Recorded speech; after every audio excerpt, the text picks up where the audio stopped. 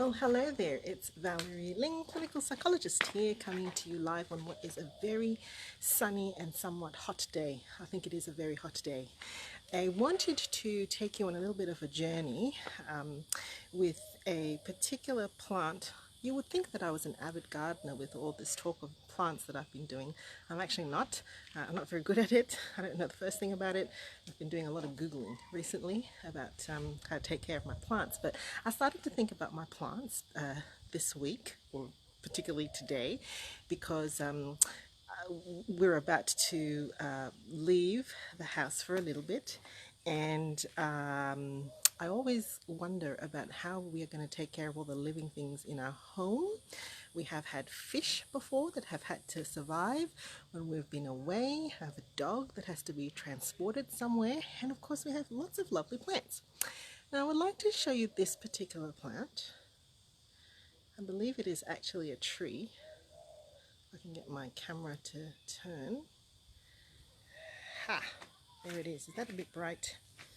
Okay, this particular tree, you avid gardeners, you can tell me what this tree is, but I love this tree. This tree, when it is healthy and alive, it is a vibrant red, and it was strategically placed here because from our front door, there's a long passageway basically that runs all the way through the house, and wherever you are in that passageway, you just see this particular tree vibrant and red all the way from the corridor outside.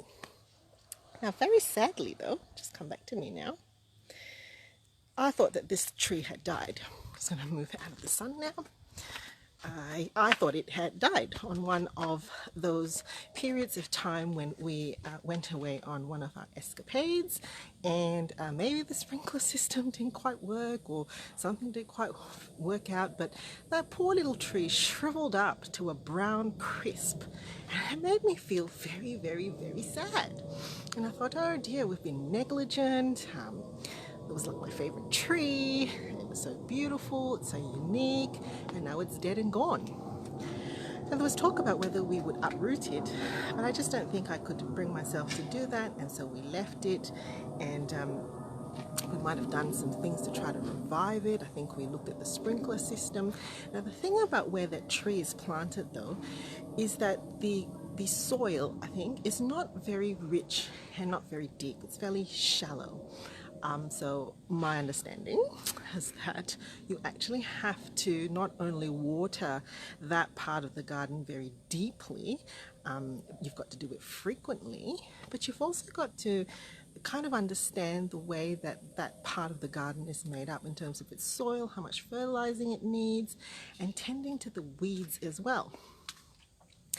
And as I was thinking about how I was going to leave the plants in my house, I particularly thought about this tree because, lo and behold, it doesn't look dead, does it? Let me just come back to it. Have a look at it. Ta-da! It does not look dead. In fact, it came quite alive. It resurrected, as it were, because we had this loads. Oh, look at the naughty dog again in my study. He's really not supposed to be there. That's like one of the rules. He cannot go into my study. Jeez Louise. Okay. Yes, this tree resurrected because we had lots and lots of rainfall, and then my husband and I, this is very rare for me, spent some time in the garden together, and I actually felt a great sense of satisfaction as I ripped out all of the weeds in this part of the garden, and this tree came alive. So I wanted to just use this, I think, as a bit of an introduction or a deeper look at when you're thinking about revitalization. What are the things that are going to keep you going? Sometimes we can only really think of one element, like this tree and the sprinkler system, but really we've got to look at the soil that we've embedded ourselves in, the health of our roots, how deeply our roots are going in, and that's why the idea of resources and resourcing is probably one of the best ways to think about burnout prevention work. All the different dimensions in your world and your life that resource you to go the distance.